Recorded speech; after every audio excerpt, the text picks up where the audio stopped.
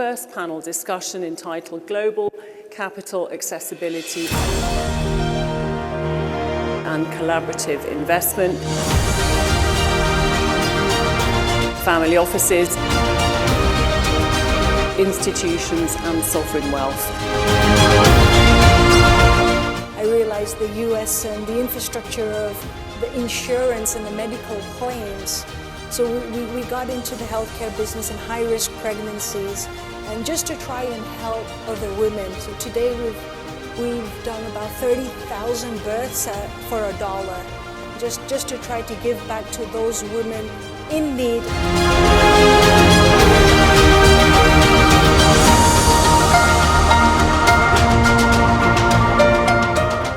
Also, when you think about the performance of sovereign funds, just because it's a huge responsibility, you obviously have to pay a lot of attention to ESG agenda. And that spans not just the subjects of environment, not the subjects of governance, but also the social responsibility to the citizens of the state. The bottom line is, people resist risk. For one thing, they don't want to lose their job. Regulation, I think, has been really one of the engines of this globalization of these vehicles, and they are used more and more because they are independent and therefore trustable. High governance setups like sovereign wealth funds.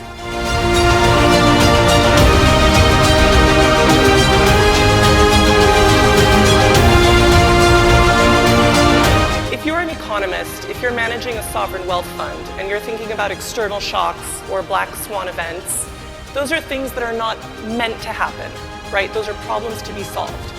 But we've heard about an attempted kidnapping. We've heard about a high-risk pregnancy, both of which change trajectories profoundly for the families at hand in terms of strategy. Those aren't black swan events, that's just called a human life. Good morning, everyone. I'm Dr. Bridget Custon. I join you from the Said Business School, which is part of the University of Oxford. And at Said, I direct a global research project called Ownership Project 2.0, Private Capital Owners and Impact. This is a global study of family offices. And the reason why we are doing this is because academics like to start from the data, and the problem with collecting data about family offices, which are very private, usually under no obligation to share any information, is that we know very little about them. So the first step of any good academic research project is to do a literature review. You want to see what's out there in the data. And it turns out that according to the top 48 business, management, finance, and economics journals, anyone want to guess how many family office articles there are? Shout out a number, shout out a guess. 5. One more guess? 20. 2. The top 48, according to that Financial Times, business, management, and finance journals in the world have a grand total of 2 articles on family offices. Ladies and gentlemen, we are flying blind, right? There is an N of 1. Most people are speaking about their own family office or perhaps about a sampling of clients. This is an extremely odd situation given the trillions of pounds that are at stake, right, to know very little. The data that does exist is often focused on simply identifying who are the family offices. The Sovereign Wealth Fund Institute is actually one of the world's best in this regard, simply identifying who the family offices are. But in terms of how they act, they behave, this is where our research project comes in. I'm an anthropologist by training, and the goal is to approach family offices, the professional service providers that work with them, and the families who are at the heart of them. What's the culture that's driving decision making? We know it can be irrational, right? We know that this is a realm where behavioral economics does not provide enough information. So find us on the internet, find me during the break. I would love to speak with those of you who are coming from a family office or who work for them. We would love to help. We would love to be involved in working with you to make the data even better that we're collecting. So again, that's the Ownership Project 2.0, Private Capital Owners and Impact. I can see we're now ready to start. So I will ask each of our speakers, starting with Deepika Patel, to take a minute to introduce themselves, and then we will get into the topic at hand, which is understanding the scope for collaboration between family offices, sovereign wealth, and institutions. Deepika. So, good morning, everybody. My name's Deepika Patel. I'm the chairwoman at the Patel Family Office based in Dallas, USA. So, as a family office, I'm a third generation. My grandfather started the business in the late 1950s here in the UK in the retail sector. As we progress through generations, we're now in 80% of our portfolio is in the US in predominantly hospitality business and select service hotels. So up until the pandemic, and we've seen 3 cycles in the hospitality industry, the pandemic taught us a lot. Most of our portfolio was in hospitality. So we started over the last 5 years now diversifying into other industries. We've made a lot of mistakes. We've had a lot of bad investment decisions, and a lot of that just comes from purely only having the experience in a specific industry sector, which we're very good at. And so forums like this and relationships as you grow and strategic partners have helped us to expand. Today we're in the Middle East, we're in India, we're in the AI and technology and blockchain space, we're in healthcare. We've really started to mitigate our risk and diversify into other portfolios outside of USA. So we're a bit focused in the Middle East and Africa markets, hospitality and technology-wise, and we're very focused on impacting and trying to impact and touch people's lives. And how we can do that is through powering She.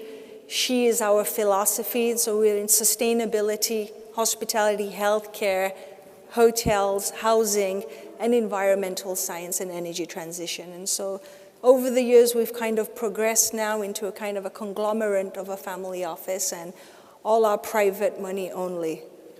Quick question. She certainly sounds like it has an impact orientation.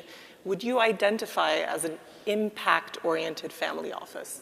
Yes, absolutely. It was never such the case when my father and grandfather were kind of running the business. The mechanisms of profit making and always looking at those profits. And I guess as you progress over the years, you start to think more and more about what impact we have. And as you start to control the money, and as you start to have that wealth, you start to think about other things like impacting. Today we're in the healthcare business, a business we never really thought we would go into. It was just an accidental occurrence during one of my pregnancies when I was 7 months into the pregnancy in an emergency C-section. I realized the US and the infrastructure of the insurance and the medical claims. So we got into the healthcare business and high-risk pregnancies, and just to try and help other women. So today we've done about 30,000 births for $1, just to try to give back to those women in need, especially after the pandemic in the US, who perhaps can't afford the delivery in the hospitals. And so we do deliveries and we do birthing centers, a lot of the churches for our non-for-profit side, just to try and impact. And one of the strongest philosophies we have today is female empowerment. And so it really inspires me if I can inspire other women to grow and learn and just create more knowledge to be their better selves. Thank you. Ruslan. Well, good morning. I hope I'm heard well. It's a great pleasure to be participating today in this panel. A few words about AIH. AIH is a sovereign asset manager of the Republic of Azerbaijan. Our revenues exceed $100 billion. Our portfolio includes the national oil company, the airline company, the railroad company, the shipping company, the mining company, 2 large banks, including the largest bank in the country, etc. Prior to AIH, I was working in private equity together with TPG, a big fund from the US. I was CEO of one of the largest private transportation and logistics companies in Eastern Europe. And before that, I dabbled in consulting in McKinsey and BCG. I was a managing director and partner in both of these institutions. Great to be here. Thank you. And a quick follow-up. Now, there was a speaker yesterday at the Houses of Parliament who said that the purpose of sovereign wealth funds is to create wealth, full stop. And yet, if the sovereign wealth fund owns so many of the industries that are entwined with building up a nation, entwined with keeping a nation operational, from infrastructure to transport to the banking system, how do we draw a line between impact and the general well-being of a country? They seem like one and the same. It's one of the more complex questions that the sovereign wealth funds usually have to grapple with. And the fact is that the criteria by which performance are judged are not one. There are many. For example, a social criteria plays a huge role in terms of our decision making. It is very painful for me personally to ever speak about headcount reduction, because every time we sort of optimize staff, we understand that we're not only firing that particular individual, but probably his entire family that is dependent on his source of income. So as a CEO of AIH, one of the pledges that I've made when I entered this job, unlike the private equity market, I made it particularly important for us to try to not optimize the headcount, because honestly, that's not the criteria by which I would judge the performance of AIH. Also, when you think about the performance of sovereign funds, just because it's a huge responsibility, you obviously have to pay a lot of attention to ESG agenda. And that spans not just the subjects of environment, not the subjects of governance, but also the social responsibility to the citizens of the state. Therefore, it's slightly more complex than a simpler world of business. Business is simpler from the standpoint of if there's cash in the house, you know, the business is being run well. With the sort of government organizations, the agendas are many, and therefore the criteria are I call it, there's monochromy and there's polychromous organizations. We're being judged from many different angles, let's put it this way. Thank you. James. Were you going to ask me anything? No, if Okay. you could introduce yourself. Okay, I'm happy to. Thank you.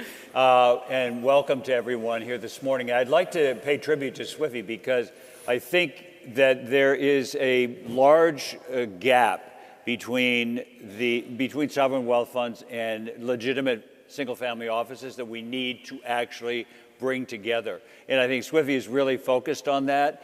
And I'd like to share a few thoughts about that in a second. But just to tell you, at age 19, I had the opportunity to join the family office and foundation of the founder of General Motors.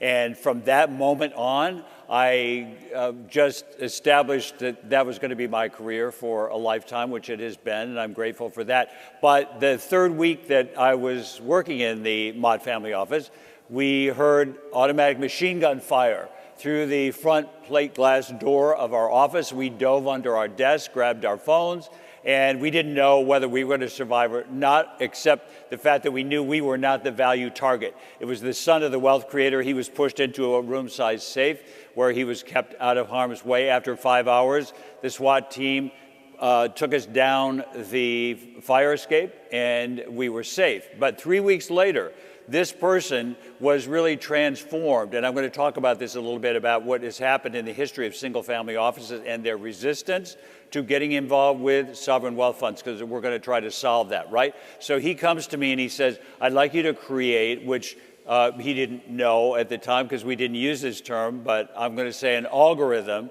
that tells us whether or not we're having an impact in our philanthropy and our investing. At that time, the word impact was only used to describe a head-on collision between two vehicles. Now, impact is something that we lavish in almost every sentence that we speak. So I did that. It was adopted by a board that was average age 86. I was 20 years old. I didn't know why they would accept it from me, but they adopted it, and for many years that was their strategy. I found myself, to make this short, 10 years later, asked to join the White House, work for President Reagan, and to start the first White House office on impact. Ultimately, not only did we do the interesting kinds of things that really Impact was set up to do, but to improve people's lives primarily, but I was also asked to advise the number 10 Downing Street, France, Italy, and Germany, who wanted to start impact programs like the one that we had done. So when I left the White House after 6 years, and I must say it's very moving for me because the president I worked for, Ronald Reagan, gave his most important foreign policy speech right here at this very spot, and I was seated over there. So it's a bit emotional for me, excuse me, but to have been here in this room. I haven't been back here since he gave this most important speech, especially about security and limiting the ability of the Soviet Union to distress the rest of the world. So one last thing about that. So when I left the White House, I went back to and created a consultancy that works with family offices, and I'm the advocate for the family. So I go in and I create, it could be a new investment strategy, but it could be getting your kid in drug rehab or anything that basically family offices are managed and are there for. So the threads of family offices are something that I've spent a lifetime observing and trying to be helpful to. And I find this conversation, very, very timely. And it also has some urgency on my part because I'd like to see, as I said, more of a compact between sovereign wealth funds and family offices. Well, James, welcome back. Thank you. When was that, the whole Ronald Reagan? It was in 1985. Yes. Right, so it's been a minute. It's been a minute, but never say never. Most of you hadn't been born at that time, but. So I want to pick up on something that has emerged from your comments, James, and also Deepika's. If you're an economist, if you're managing a sovereign wealth fund, and you're thinking about external shocks or black swan events, those are things that are not meant to happen, right? Those are problems to be solved. But we've heard about an attempted kidnapping. We've heard about a high-risk pregnancy, both of which change trajectories profoundly for the families at hand in terms of strategy. Those aren't black swan events. That's just called a human life, right? Where unpredictable things happen. That is the nature of being human. That is the nature of being in a family. What does it mean for a sovereign wealth fund to potentially take on that kind of risk in terms of working or collaborating with an actor, with families that by definition are going to be subject to change because they're humans in the world? Right? That's a very different risk conception than what we've heard about over the past day or so. James, any thoughts on that? Yes, and I think that's a great question and an obvious one from you with your academic background. So I think that in large measure, now we're talking about individual family offices, not multifamily offices or people who, it has a halo around it, family office, of course, today. So if it's an individual family, there are all kinds of, as you mentioned, stresses. There are, for example, constraints that have to do with multi-generational trusts, which prohibit people from investing in alt strategies. There are things that I think sovereign wealth fund managers need to get closer to and understand what these obstacles are to investing in strategic alt strategies, which is the category that I would put sovereign wealth funds in. And I want to see this happen, but I think there has to be a much greater understanding that there are levels of constraint that family offices have. You have a big one is multi-generational stress. So you may have the wealth creator who wants to preserve, for example, a major share of ownership of the company that he founded. And you have generation 2, 3, and 4. And believe me, the stress that results from these generations is extremely, I've had families that they sue each other. Generations will sue another generation because they don't agree with their investment strategy. The stress level and I think the antipathy and the emotion that comes out of this is critically important. But I have to say that investment advisors and CFOs and CIOs of these families don't help, because they are, and this is, I'm saying on the inside, they don't necessarily help because they're not family members, they're not really discerning enough, but on the outside, advisors on the outside may be motivated by the fact that they're going to make a fee from getting a family involved in this. And I sort of stand in the middle. I want to make sure that the strategies that these families are adopting are right for them and that they're protected from investment advisors that either don't have enough information or are not creative enough. I'm a trustee of a multi-generational family trust. It's a very old trust. And I happen to be the finance chairman, not the investment chairman. And the investment chairman insists on maintaining a relationship with an asset management company that is extremely resistant to any new strategies. And it's extremely frustrating for me. I would like to introduce sovereign wealth funds as an opportunity. But this is, you see resistance. I'll just summarize it with this way. You see resistance on the outside in terms of investment advisors, and you see a lack of information on the inside. Because why? The bottom line is people resist risk. For one thing, they don't want to lose their job. This is on the part of investment advisors, and this is a part of internal CFOs. And CIOs, they don't want to lose their job, and they think they're going to lose their job if the assets of the family decline.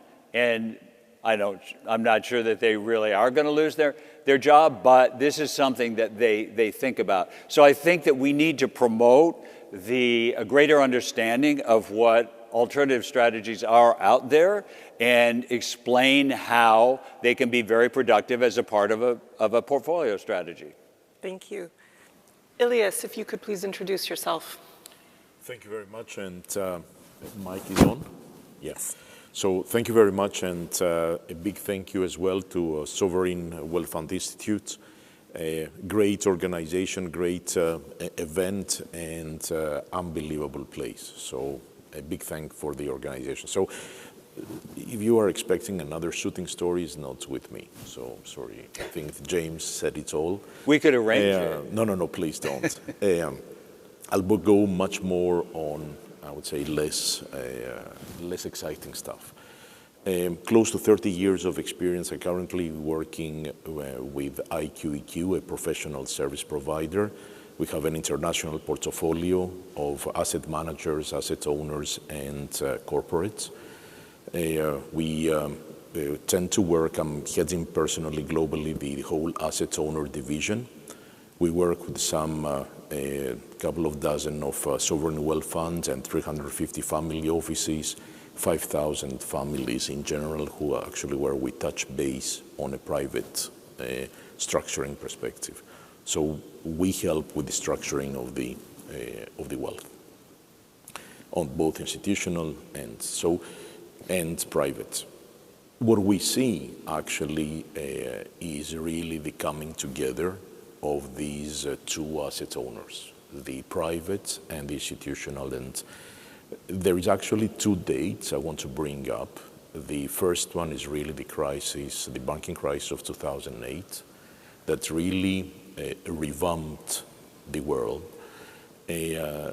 Yesterday we heard about regulation, about how the European Union had basically done this tsunami of regulation on controls, on investments, on governance, on investor protection.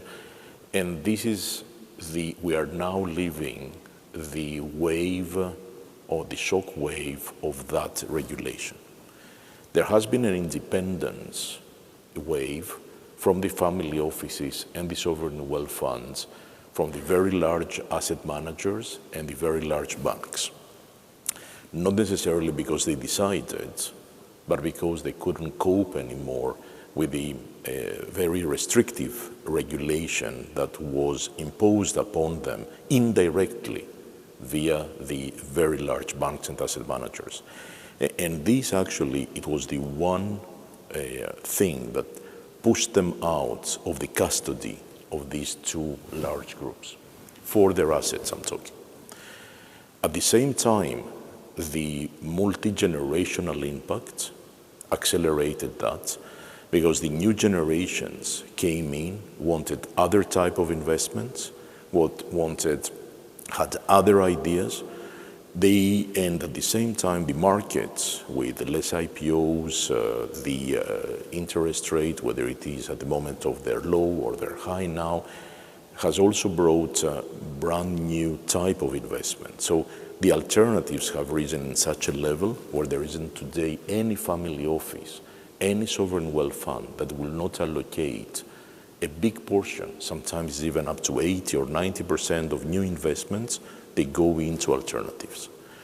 So from that perspective, you see that actually this independence is bringing those two asset owners together, which, funny enough, they are quite equivalent from a size perspective.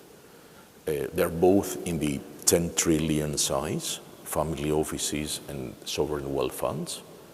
So, and even though the ones are, 100, 150, maybe 200 if you take all the agencies and others, and the other are close to 10,000 based on some statistics. So between 5 and 10,000 that we know. Unfortunately, here we need to say that just like the articles, we don't have real statistics except for the sovereign wealth funds. So we can see that those two groups collaborate better and better together because they start understanding that they need each other. They start understanding they need each other on both the governance, the independence that they're trying, the agility, and there are multiple other reasons why they are collaborating more and more. And actually, and cost, and you mentioned about fees and costs, is another part, because going into direct investments, which is the biggest trend of 2020, and that is the second date, is actually a reality. And there are multiple, you can see that from that date on, there's multiple examples, public numbers, where big sovereign wealth funds will collaborate with family offices to do it, but also the second trend is family offices with family offices, sovereigns with sovereigns, pensions with pensions, around the globe for a certain strategy. And I'll stop there. So one of the things, the main research question for the ownership project is how private capital owners, because we grant that it could be a family office, it could be the endowment of a family foundation, it could be the CFO within a family business or a family conglomerate that manages the family's investable assets. It could be a family holding company. We're organizationally agnostic, but the question is, how can private capital organizations scale their impact to meet global challenges? So we're interested in scaling mechanisms and what kinds of innovations might exist. So for us, that includes co-investing, joint ventures, syndicates. Are you seeing any trends, Ilias, in terms of the specific modality of collaboration? Are there emerging vehicles? Are the current tools, framework structures fit for purpose? So I think I touched base and I partially answered this question when I said about the big trends that the regulation gave in. I think the most restrictive regulations were around the compliance, the AML, the KYC, the governance obligations, but also the impact it had on the boards, on the board of directors, on the conducting officers, CEOs, with all the, I would say, personal liability, not just professional liability, but personal liability it attracted. And I think this regulation, as I mentioned before, gave the opportunity to new centers to not only be there for family offices or private wealth, but also for institutional business. And the institutional vehicles are what is emerging more and more.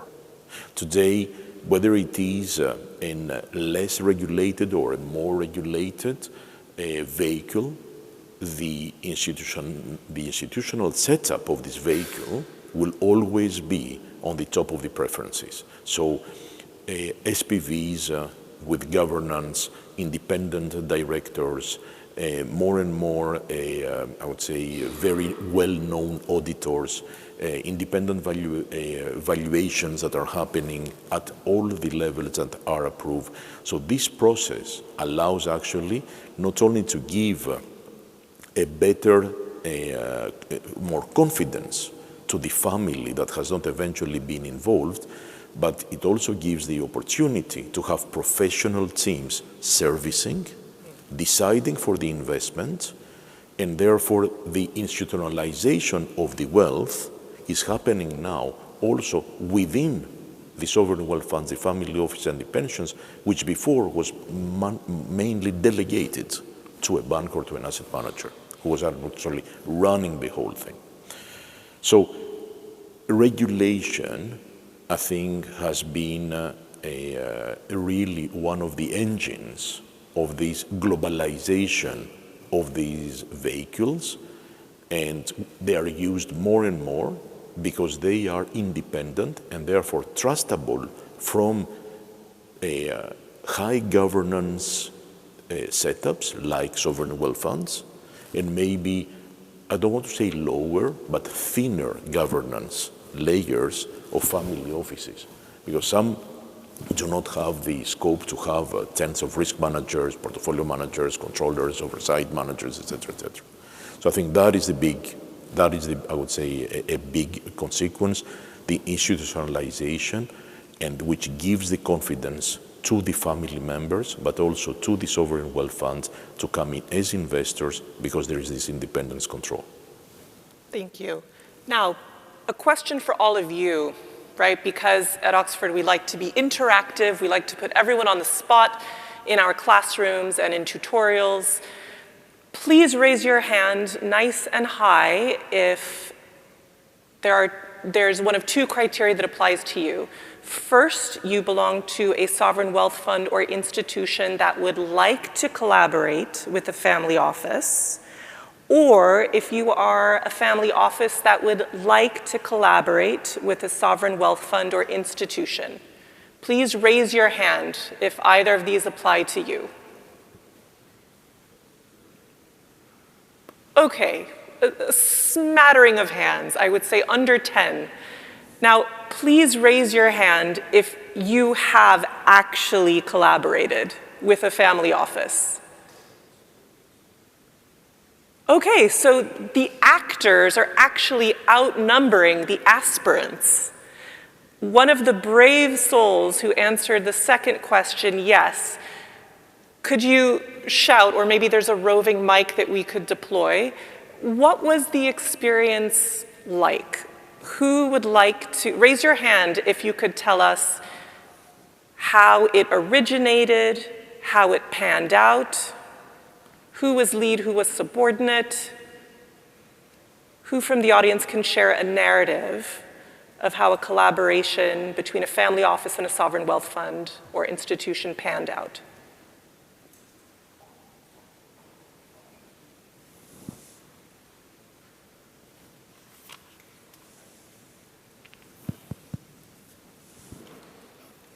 So I am talking on the behalf of Deepika, but she's there, still there on things. So we are a family office. We have been in business for, we are a third generation family office. Our focus has been only in the US market. But last Global Wealth Conference, we ended up in meeting people, I'm under confidentiality, so I cannot tell the exactly the name of the sovereign wealth fund. But I'm saying we met some sovereign wealth funds in the event, and then they started interacting, and then we got into some markets in the Middle Eastern territory because of that. We got into specifically this is a sovereign wealth fund, but the core focus has been a sovereign development fund. So they would like to use the capital, develop the infrastructure in their country. So we are working with them in developing schools. So we are a service provider in another way for a sovereign wealth fund. That's how we walked in. Now we both has put in capital. So we have our capital deployed with their capital. It's a co-investment now. It's no more an service providing game. And we are talking about a sizable game. The requirement is approximately 15,000 schools, and every school is approximately $1.5 million. And it's a large scale. So we got into that. So we also got into another couple of transactions like that, working with the sovereign wealth funds in related to as a co-investment opportunities. Great, thank you. Anyone else want to share briefly how the collaboration originated, how it's going? Just to get a sense of the experiences in the room. The gentleman right in front. Hi, good morning. I'm Nick Ashmore from the Ireland Sovereign Development Fund. It's called the Ireland Strategic Investment Fund. We're focused on commercial investments that have a positive impact on the Irish economy and employment.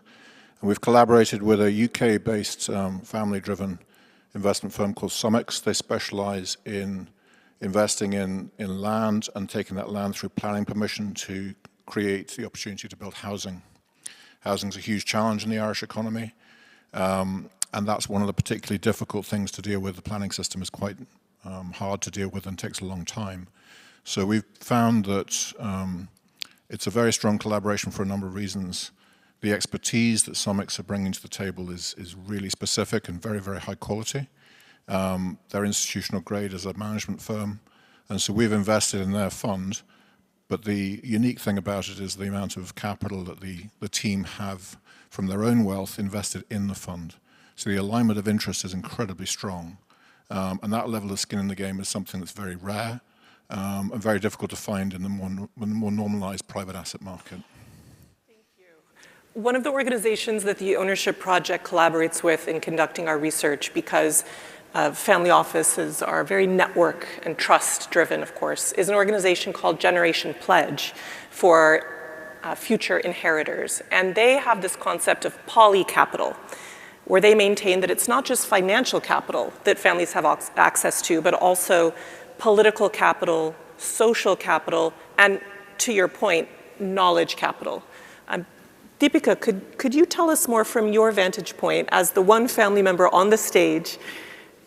How do you think about deploying your social knowledge capital, if at all, in the collaboration possibilities with sovereign wealth funds or institutions?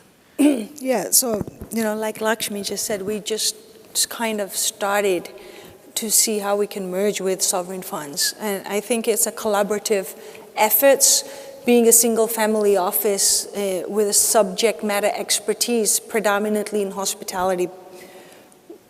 Large institutions like the sovereign funds can definitely take advantage of the subject matter experts that we know in order to collaborate for profitability, for sociability. If you take hospitality as an example from a social perspective, we're talking creation of so much employment. We're talking sustainability in hospitality. In hospitality today, the sustainability angle that's there and the capital that can be deployed in order to scale, it just helps in so many different social generations, generational wealth, sustainability for the environments and governance. And so I think that partnership and the collaboration, and the more that collaboration can happen, it's a big impact and a huge impact for us, because from a social perspective, our philosophy at our family office is how do we impact 1 billion people's life in order for a better living world. And with that said, we're very focused in housing today in the US from a social perspective, and perhaps sovereign funds may not get into the details, but the US has a very huge need and a housing crisis today. So there's a huge shortage of houses.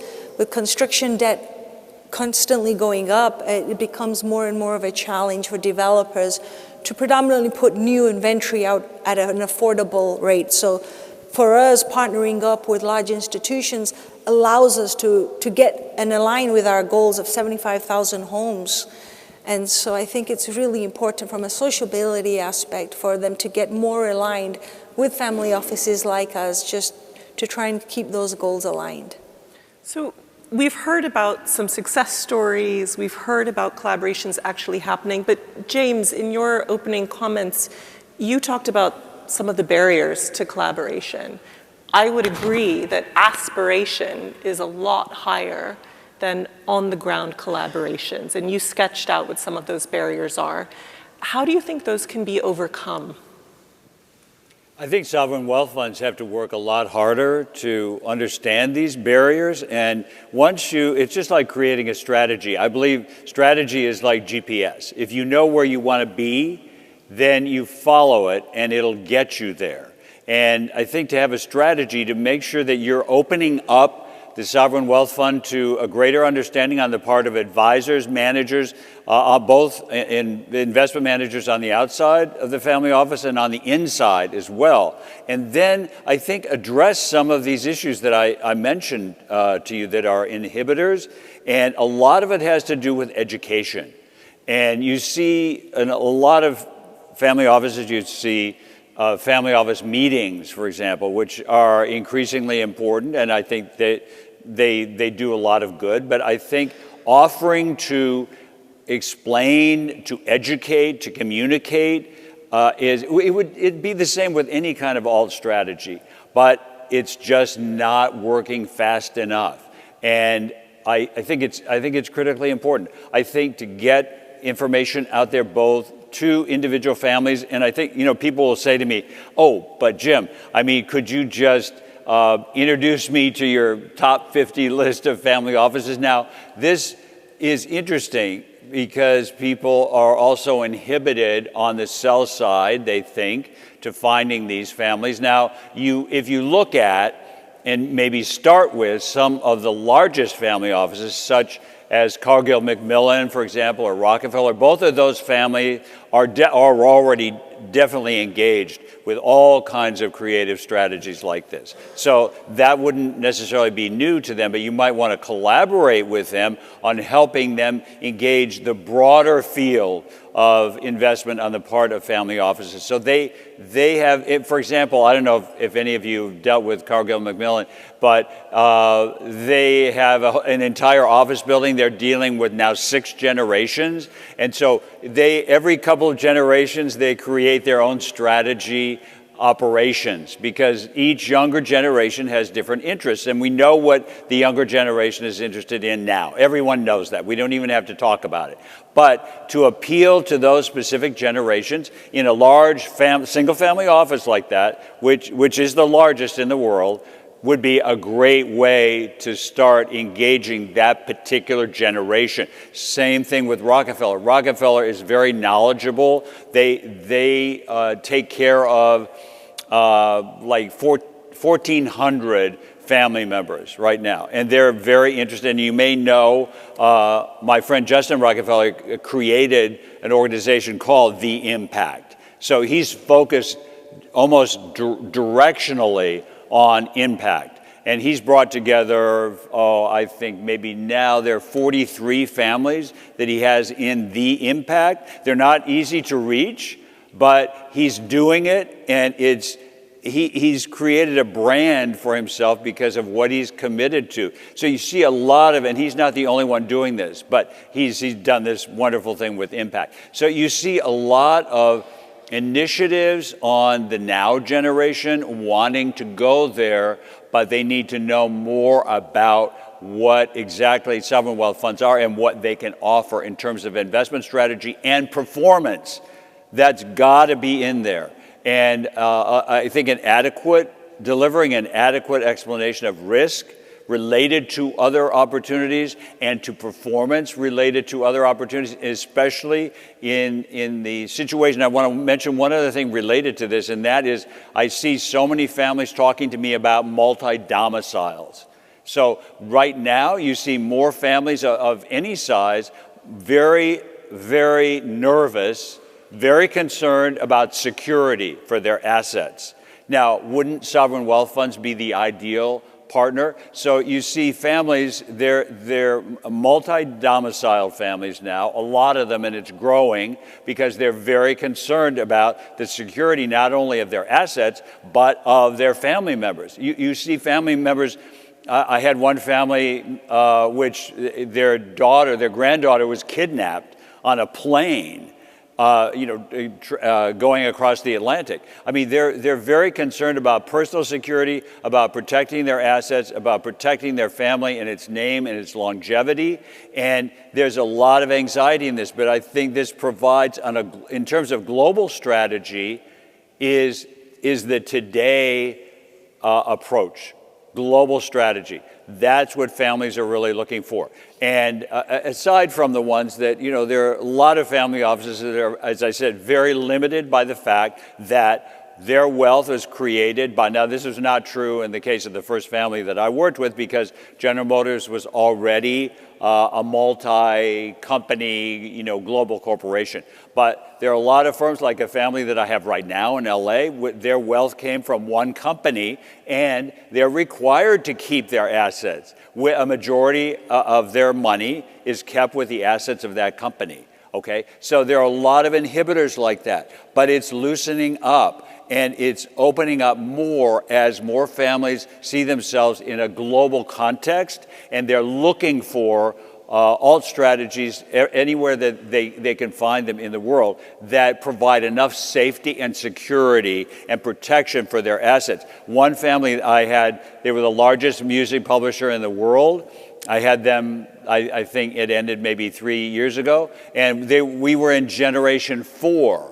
Most of their investment assets were gone. All they had was real estate, and they had a lot of it. 2 of the people, they were 5 siblings, 2 of them died while I was working with them and advising them. But all they had left were real assets. So we began to churn the real assets and turn them into a formidable investment strategy that could sustain their wealth to a certain degree. But these are the complexities of these families. So global security, safety, multi-jurisdictional existences leads us to an obvious question on geopolitics. Both Ruslan and Ilyas, if you could answer the question of how geopolitics is impacting, influencing the landscape for collaboration between family offices and sovereign wealth. That's a loaded question. It's a tough question to answer. Well, first of all, I'm coming from a country that neighbors 2 countries under US sanctions. If you travel 3 hours from the capital city of Baku to the right, there is Russian Federation. If you travel for 3 hours to the left, there is Islamic Republic of Iran. And such a location, at least from a geographical standpoint, makes a lot of investors antsy. And the reality about US sanctions is that, and sanctions in general, is that it's a lot easier to impose sanctions than to lift them. And in a current polarized US system, I think it will be very difficult to lift any sanctions. And example of 2012, when there's a nuclear deal with Iran, is a great example of that. So with that in mind, I have to say that we try to play a stabilizing and open role in making sure that the country serves as a ground for exchange of opinions and developing the region. Because ultimately, the economy of Azerbaijan is approximately 80% of the overall economy of South Caucasus. We have responsibility not only for ourselves, but for the entire region. We want to make sure that the region prospers. And in that regard, we think, at least from our perspective as AIH, we think that it makes a lot of sense to engage into direct G2G contacts. In a fragmented, polarized world, it's very important to have direct dialogues with the funds that share the same philosophy. And from publicly available information, you can see that AIH has partnership agreements with at least 2 funds that are very close to us. One is ADQ, Abu Dhabi Holding, and the second one is Samruk from Kazakhstan. So G2G, that's point number 1. Point number 2, you mentioned black swans.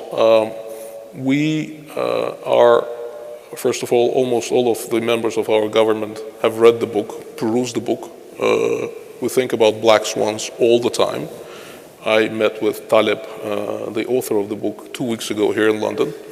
So we think that since the concept was sort of discussed, there are actually more and more black swans happening just in the past 4 years. Think about what we've witnessed, right? There's pandemic, there's the largest military conflict in the middle of Europe. I can go with the list for a long time, and just a week ago, the president of Islamic Republic of Iran died in a helicopter crash, right? All of these are black swans of this or other nature. We can discuss the magnitude of this, but the reality is these black swans are more likely to happen than in the past. And I would actually say there will be more and more black and gray swans coming our way going forward. So from this perspective, it is very important to think about investment strategies as long-term. You can't be nervous and sort of getting in and out of the position.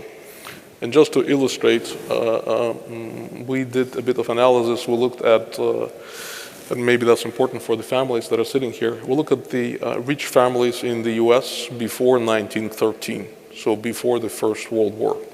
Turns out there was around 700 millionaires in the United States at the time.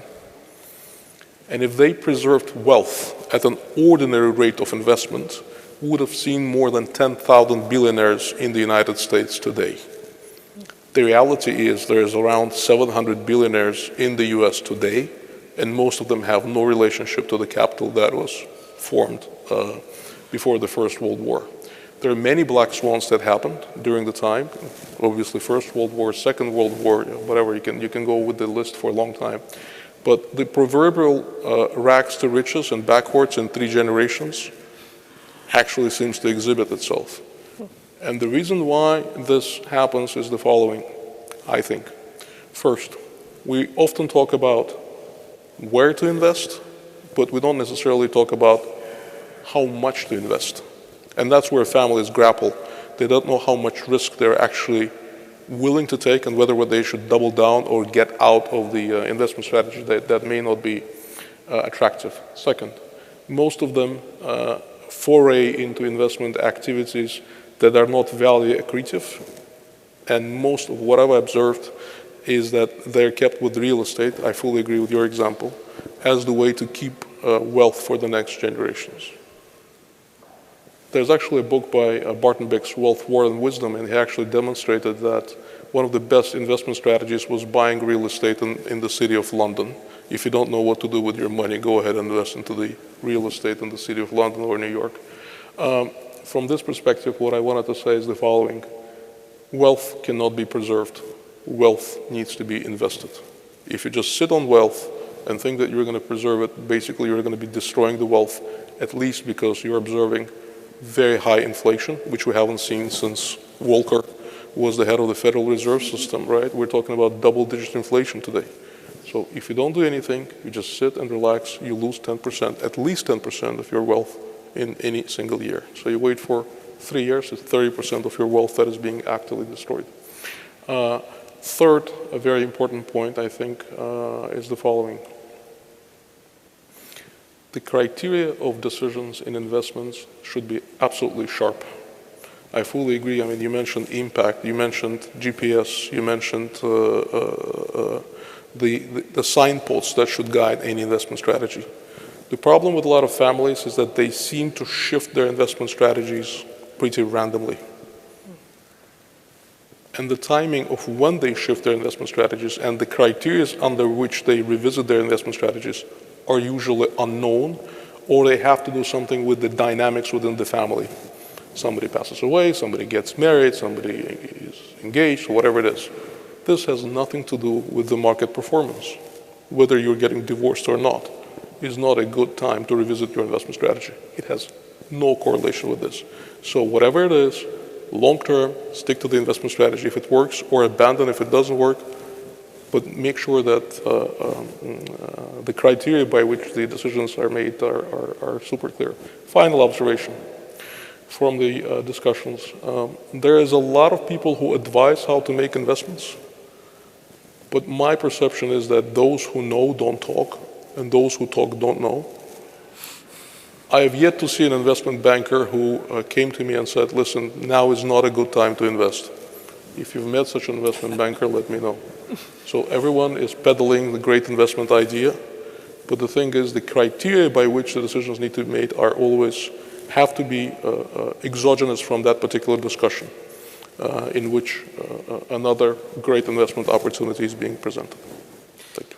Anthropologically speaking, I would absolutely agree that families are defined by the narratives that they tell themselves about themselves. And one of the defining narratives that we hear families telling themselves is that they are long-term. Data from our first project, so we're now Ownership Project 2.0, but 1.0 was a Ford Foundation funded study into family businesses with revenue above $1 billion a year. And when we look at the data in the interviews, average revenue of the business was $11 billion, 64 principals, family principals. We found that long-term applied to the desire to preserve family ownership.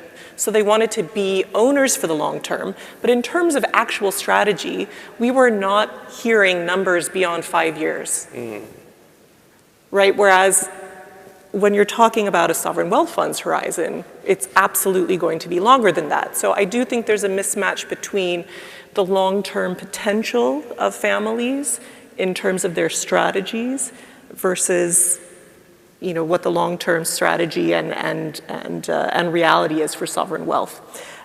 Ilias, how is geopolitics impacting the collaboration landscape? I think we all touched base on the biggest problem that exists is how do you match long-term investments when you have geopolitical events that actually prevent you or defend you from investing into a certain area, a certain region, a certain type of investment. And I think this is what we help with our clients every day, because we had exactly the same situation with with the two current conflicts, where because they were into vehicles with other parts of the family, or because they were institutional investors behind or co-investors behind, they had absolutely to let go all the I would say Russian exposure. We had to review all the Israeli exposure and etc. So it is, because it all depends on how the governance is happening. So what we see, and we don't give advice on investments.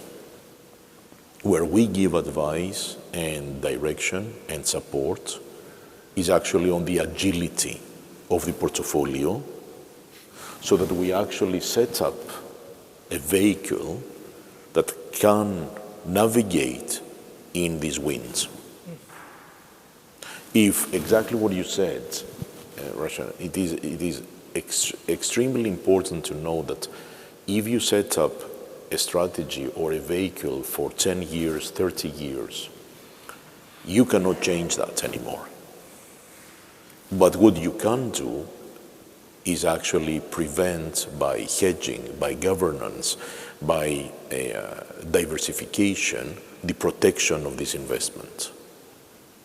And you need to know, you need to start your risk management and your governance process when everything is fine, not when the problem arises. Because when everything is fine, everybody can sit around the table and can agree. When the problem arises, and you mentioned the conflicts within the family, I'm seeing that as well. We were mentioning, geopolitical adverse situations where sovereign wealth funds don't want to collaborate anymore because of their direction of travel of their governments, etc. So that is too late. There, basically, the only way is lose-lose. So where we help our clients, and the only advice I can give is think of the problems within your structure before you start it. And this is, I think, the most, this is where we've seen that the vehicles that have that, whether it is investment vehicles, whether it is governance vehicles, whether it is agile reporting. I think this is the only way that you can limit your losses and even find opportunities, because we all know that, as you said, wealth, just laying on wealth doesn't help, but on the other hand also it is created on adverse situations. So that's my contribution to your question. Let's take 2 questions from the audience together, and then we'll take the final 10 minutes to hear the panelists' responses to them. Right in the front.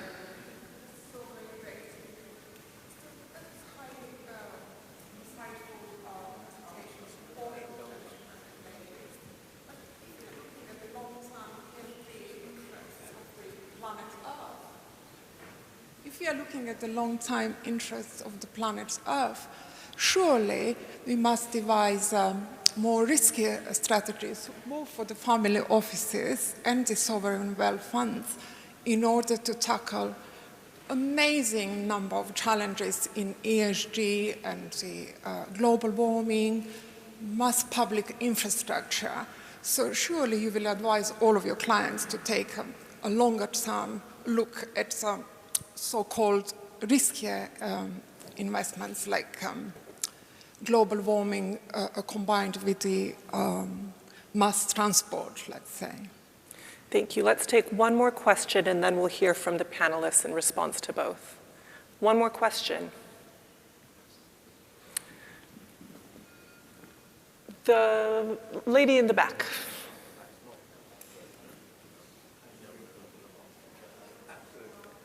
Oh, hold on one moment. Hold on. I think a microphone will be coming for you.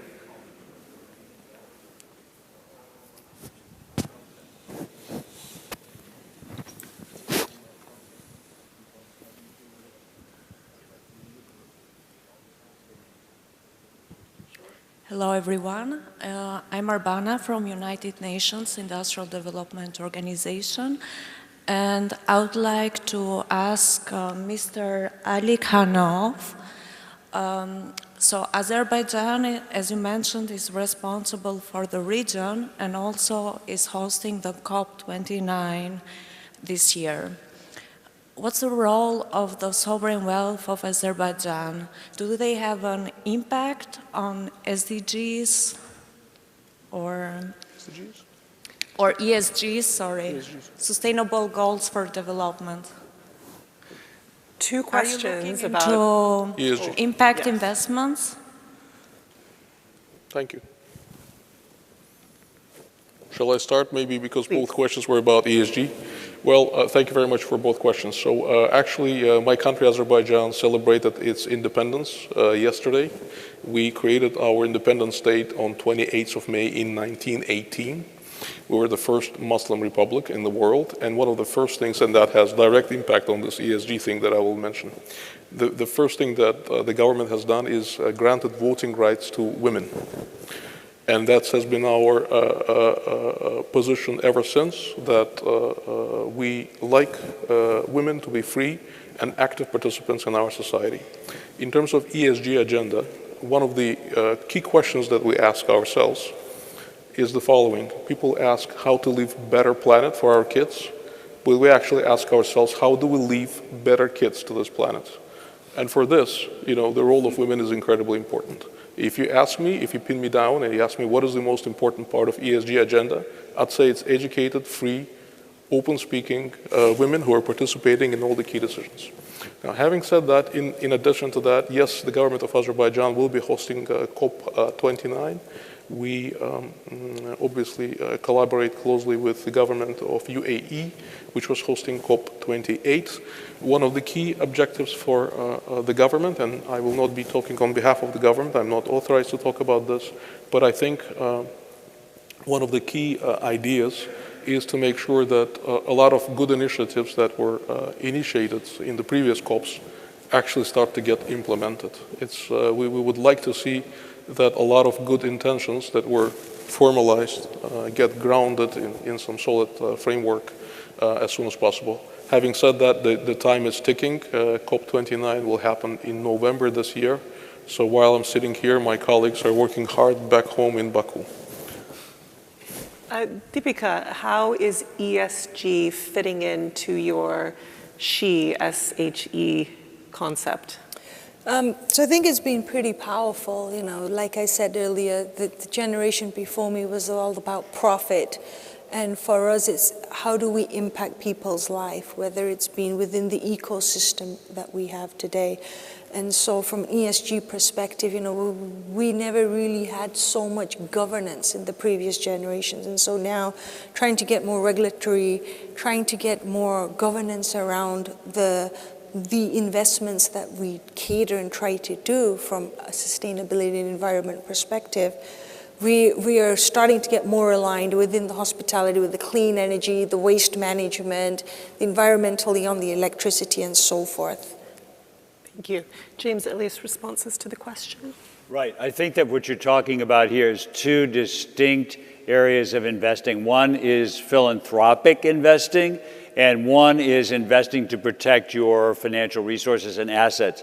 And I think this is often confused. And right now we're in a period of tremendous controversy, particularly in the US, about this because there have been funds or strategies created and sold to wealthy investors that have been overpriced with not the kind of returns that have been promised. And so there's a whole, right now, an entire expunging of a lot of these investments in strategies that promise not only ESG results, but also investment results as well. So that whole operation, I would say, broadly has got to be cleaned up. There's got to be a great deal more definition in terms of what you're putting your money toward and the outcome. I'm a big believer in the word impact, but I believe that impact can be applied to anything that you do. When you walk out of this conference, you can say to yourself, has it had an impact? Has it made a difference on me? That's the way I look at investing. Is this investment going to bring a positive result? And this is where I think there's been a lot of usury on the part of people who want to get money from wealthy people to do things that they're particularly interested in or they think that are socially good. A lot of them are good. I'm not saying that they're all bad actors, but there's been some of that on the investment side and also on the practice side. I think, as I say, I think that's got to be cleaned up. I think there has to be a lot of honesty about it. And I think there has to be also a move away from political movements for investing. I mean, this is the fact, okay? And I think that if you say, and if you want to invest in something for particularly to improve the quality of life for people across the globe, I think that's a wonderful thing to do. But I think, and it's a fine thing to do, but I think you have to recognize that you are still looking for some kind of return, which has to be measured by, have you met the need of, let's say if we were talking about clean water, has after a period of time of investing this money, quote unquote, are more people drinking clean water? Is this happening? And this is the way I've always felt about philanthropy, that philanthropy should have a result. You should demand or require a result from it. And so that is, to me, where it's the partner that works with the investment side as well. So I think right now there's a tremendous amount of foment on this whole conversation. Are we going to invest in these strategies that pretend or at least state that they're going to have a social impact and a social income, basically a result that's going to benefit people that need to be benefited? Then I think we need to be much more on our due diligence. We have to be much more stringent. And I think just the last thing is that you can see that some family offices are very clear about what they do philanthropically and what they do on the investment side. I happen to be a person who thinks that these things can be conjoined, and I don't think it's that impossible to do it. I think that you can invest in companies and get a reasonable return for your investment, companies that are doing the right things in the right way. Yes, I agree with that. I don't agree with going in and remaking these companies or turning over their boards. I think that basically you have to have a serious amount of diligence on where you put your money today if it professes to be an ESG strategy. From our side, what we have seen is that these ESG and philanthropy, which have been two major discussions at both families and institutional level, came in relatively fast. And for the vast majority of the investments, very quickly, we found the data to actually contribute on the controls of the governance that was needed to exactly justify if the ESG goals or whatever financial goals or measurable goals were actually set. I mean, MSCI World is a very nice example of all the liquid data. I mean, you go there and they classify this, so all the risk management, all the boards can basically go ahead. This is data that everyone can get. The biggest problem is the mix between alternative investments and ESG goals and philanthropy, because there you do not have public data.